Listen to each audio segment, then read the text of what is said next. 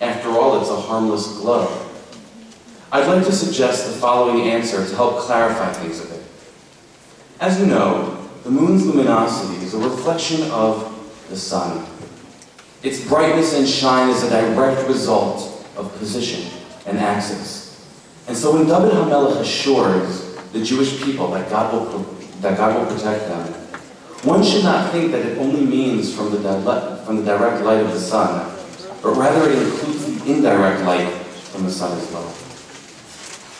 The light of the sun that bounces off the face of the moon. Because at the end of the day, that reflection is actually not moonlight at all. Rather, it is still at its essence, the sun itself. Closer to home, this answer provides us with a flattering compliment for this most wonderful and amazing senior class. You see, when I started out here just 1 year ago, I needed to understand our beloved school for what it really is and about, peeling away everything external and leaving it very much exposed for my own edification. The best way for me to do that was by watching each one of you, a final product of our high school. The glow of the moon, if you will, a reflection of the sun. And while each of you have your own unique shine, developed by family, friends, and personal disposition, there's a common likeness that you share. Your respect for Torah, behavior, your strong moral and ethical code, and love for each other, is one of the understanding of what North Shore is and strives to inculcate in each of its graduates. In 1969, at a talk given in Hofstra University, Rav Soloveitchik eloquently said, "Man must always remember that while he is a singular being, he is not a single being, and that there are countless others who are walking along their own paths, wonder about their own open existence. You must accept Klal Yisrael together as a unity with a communicative, existential openness. It is perhaps your love for each other that is most impressive and moving, albeit not to the exclusion of other characteristics. And so I wanted to take a quick minute and tell you some of the things that I've seen and learned from watching you, that I believe are synonymous with what we strive to achieve here. To be sure, this is a compliment of the highest regard, for you have actualized the lofty expectations of idealistic dreamers. I have seen that accepting people who are different does not result in conformity, but rather a profundity of appreciation and respect for diversity. I have seen that if young men and women are put in a structured, rigorous, and nurturing academic setting, then raising the academic bar is viewed as a challenge and not a burden. I have seen that mediocrity is never a value worthy of striving towards. I have seen that personality and depth of character is worth more than money. I have seen that a friendly smile or a gentle hello can turn anger and sadness into happiness and calm. I've seen that being a good friend means learning to put yourself second. I have seen that God can trump being cool.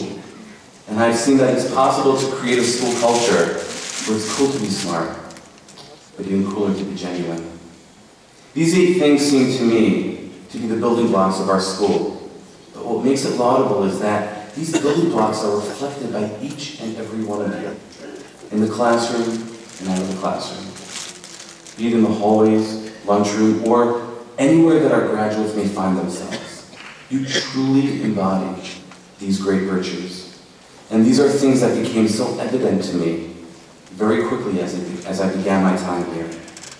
What fantastic spokespeople you are for our beloved school, for your families, and most importantly, for yourselves. Wear it proudly and prominently, wherever you go and whatever you do, because we owe it to each other. Putting my children on the bus the first day of school is always difficult for me. What if someone isn't nice to them, or they don't have what they need? What if they slip and fall? Will someone be there to scoop them up and hold them until the pain subsides? I think of all the possible scenarios and try and keep my composure. As I've told so many of you on different occasions, you're all like my children. And this evening represents me putting you on a different type of yellow school bus. It's true that I'm going to miss you all, and think about how you are faring, and I'll always be here for you, but I will not be nervous, and I will not be scared for you. To be sure, the ideals and values and skills you were taught, as well as your unwavering commitment to the Jewish people and your Masorah, are the tools that will allow you to succeed as a contributing member of society and as a Jew. And so I look forward to your achievements as individuals and members of the larger community, to your accomplishments and successful endeavors. But most of all, I would like to give you a bracha, that you should continue to morph into the thoughtful, generous, and committed young men and women within whom lies the future of our people and our destiny. Mazel tov.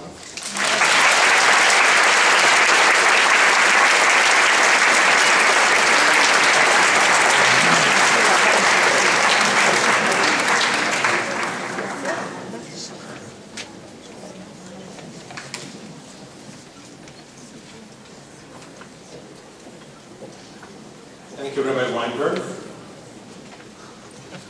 Ladies and gentlemen, every year our faculty meets one evening after school to decide on some of the honors that we bestow at graduation. And that meeting has, from time to time, been known to take a long time. It could go very well into the evening because there are many excellent students and we have a faculty with very definite opinions. This year, however, ladies and gentlemen, when it came to our selecting the speaker of the class, the group came to a decision in about 3 minutes. Our next speaker is what we consider to be the perfect representative for this very extra special group of graduating seniors. She is exactly what we as a faculty perceive a North Shore Hebrew Academy High School graduate to be. Religious, intelligent, sincere, humble, enthusiastic, charismatic, and sensitive. And I could go on and on. But you will see all of this for yourself in a minute. She will be bringing her many talents to Queens College next year. And Natalie, now that I think I've totally swollen your head, I would like you to try to carry yourself up here, okay, and please address your friends, the graduating class 2000.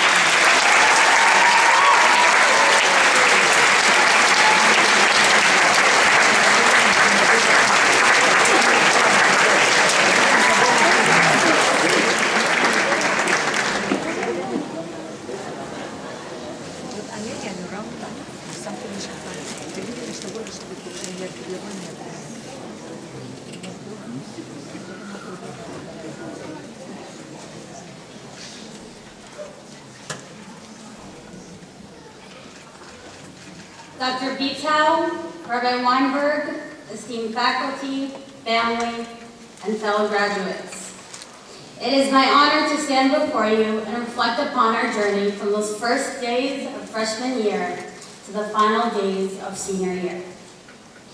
4 years ago, I walked through the high school hallways as a short, shy, and naive freshman, trying to match the new names and new faces passing by me.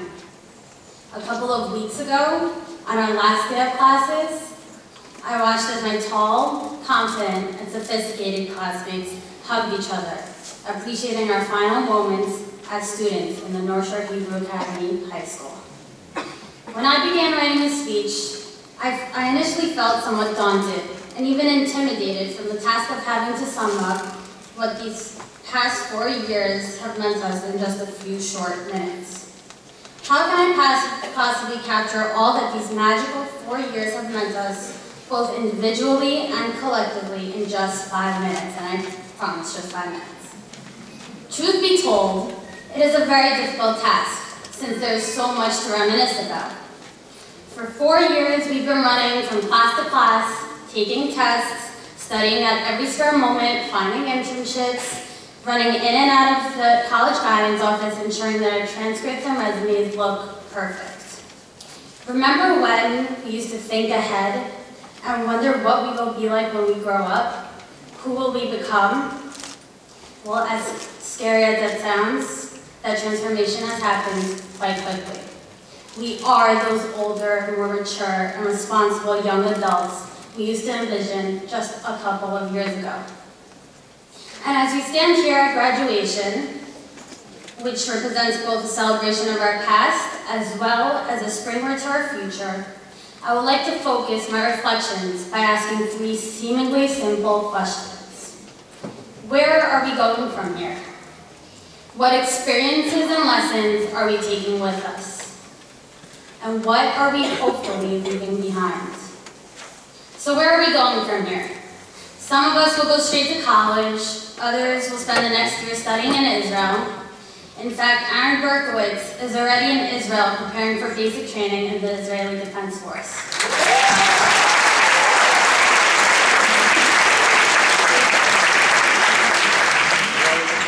Some have a business waiting for them to jump right in, while others will get married very, very soon, and not me, I'm just saying. Regardless of the specific path, we are all going out into a world that is unlike anything we have ever known. The friends that have been our classmates for most of our lives will no longer be in our daily presence. The teachers who have held our hands from a bad score on the SATs to being skirted for the 3rd time in a week will soon have a new group of students who demand their constant attention, leaving us as a picture on the wall in some abandoned conference room. So what are we taking with us? We are taking with us life-changing experiences that we as a class can call our own. Think about our culminating 4th year of Sharia. Standing together, waving our hands from side to side as we sang, "We Are Young." Remember how we felt when we noticed Dr. Vital blowing us a kiss in recognition of our teamwork and love for each other? Remember our brachot parties, the power of saying amen together as a group? And I could go on and on. We have celebrated each other's achievements, laughed at each other's missteps, and embraced each of our vulnerabilities. So what are we leaving behind?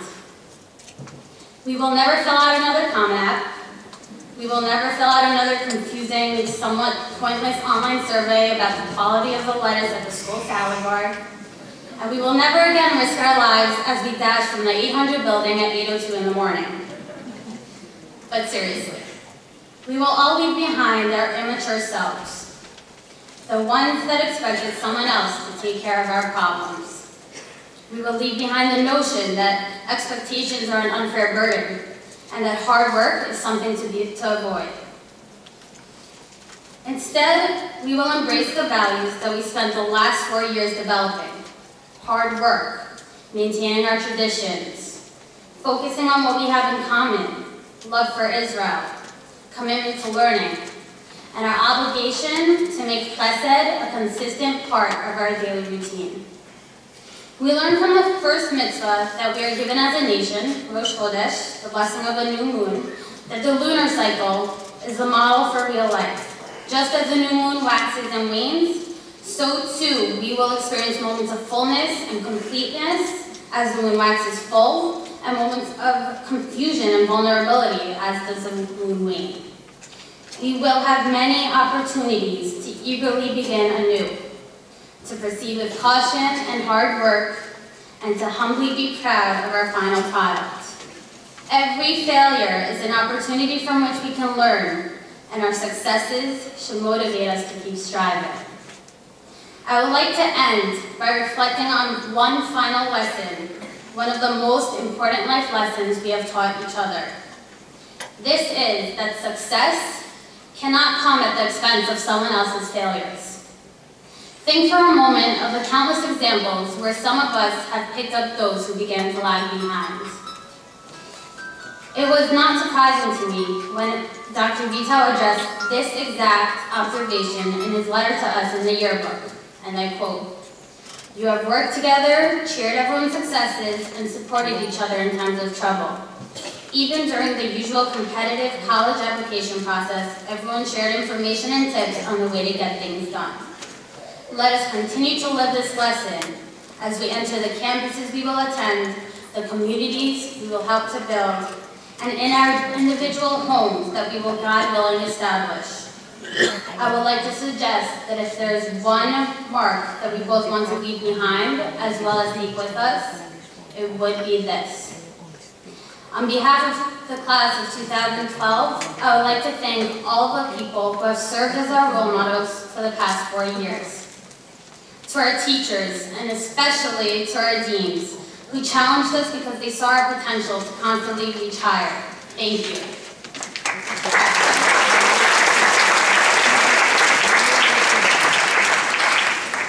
And to our teachers at home, our parents, to whom we owe everything. Thank you for both your patience and support as we work through these very challenging teenage years. You have supported us, set boundaries for us, and even given us enough space so that we can develop into our own individual selves. To Rabbi Weinberg, we are very fortunate that you joined us our senior year. You have made it special and a lot more fun. Thank you.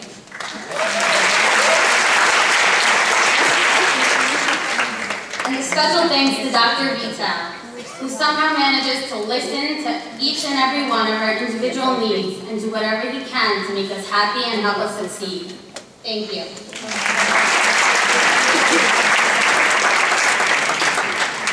I would now like to ask Rabbi Skydel and Dr. Klein, our beloved assistant principals of Judaic Studies, to please come up and accept our class gift to the school.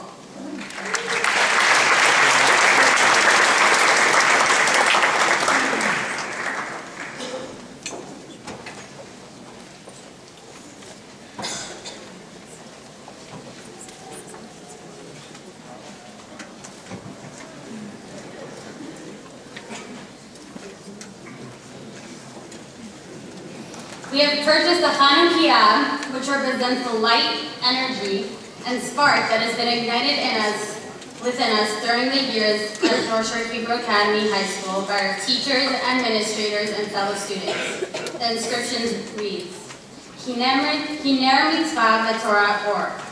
This menorah represents a light of teaching found in God's Torah, a light that emanates from each one of us, that we are duty-bound to spread wherever we go.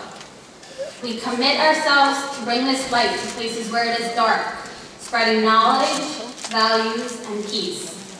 May this menorah serve as a symbol in our school for future students to recognize as their mission. Love the class of 2012.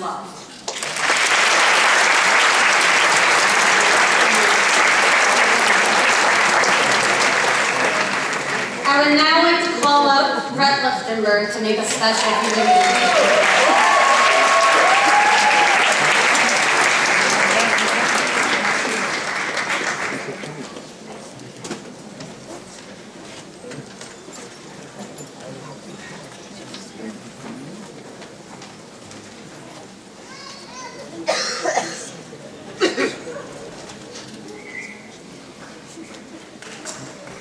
Dr. Vital, you could come forward.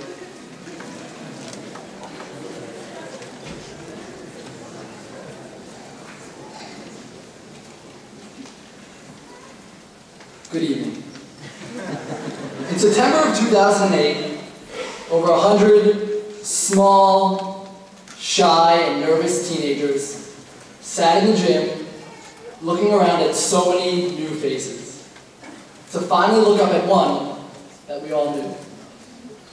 From day one to our final day today, Dr. Vital's face has continued to be one that everyone is and has been familiar with.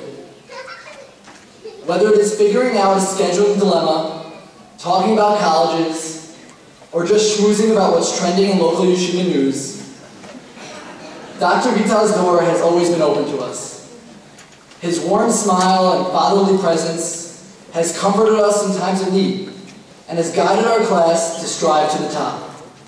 With your help, Dr. Vital, we did it. We did it.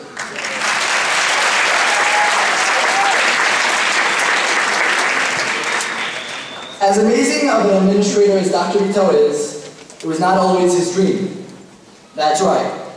With some help from North Shore Notes, we not only found out that Dr. Vitel's favorite Ben & Jerry's flavor is Chunky Monkey, but his lifelong dream has actually always been to conduct the New York Philharmonic Orchestra. Well, instead of musicians, he got stuck with us. But there is so much overlap in the two jobs. Our class has accomplished unbelievable feats as we watch our conductor keep us in sync. What makes a good conductor? In his book, The Art of Conductor, author John Pesci answered, quote, "The ability to communicate his interpretation to the players and singers. Force of character, charisma, total conviction that what he is doing is right. A kind of mesmerizing quality that makes the orchestra play as one." With that in mind, Dr. Vitel, the class of 2012 would like to present you with this conductor's baton as a symbol of our appreciation. You may never have had the chance to conduct the Philharmonic Orchestra, but you were a great maestro leading the class of 2012 to the heights of success. Thank you.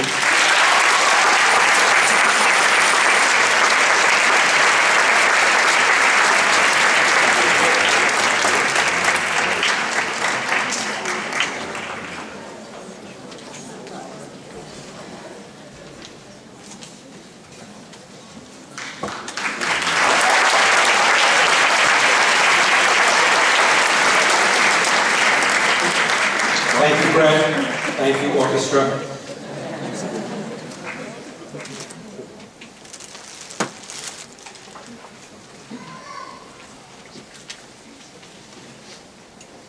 I guess you're starting to understand why going to work at North Shore is not going to work. It's just something unbelievably special. When our current graduates entered the school as freshmen, we noted that among the numerous superstar students were 3 who had been valedictorians of their respective middle schools.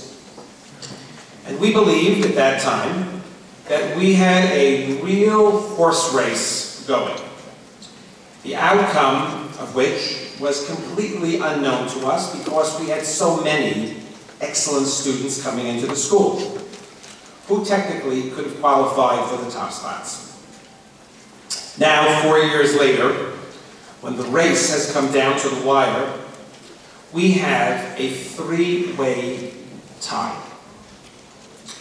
Now, I've been doing this a long time, and in my 38 years as a principal of a school, I have never presided over a graduation ceremony that had 3 valedictorians. However, that is the case tonight. We have 3 outstanding students who come to us from different middle schools, different neighborhoods, different family backgrounds, but they share a very common attribute: the motivation to achieve the highest pinnacle of success that each is capable of. So it is really no surprise that they are deserving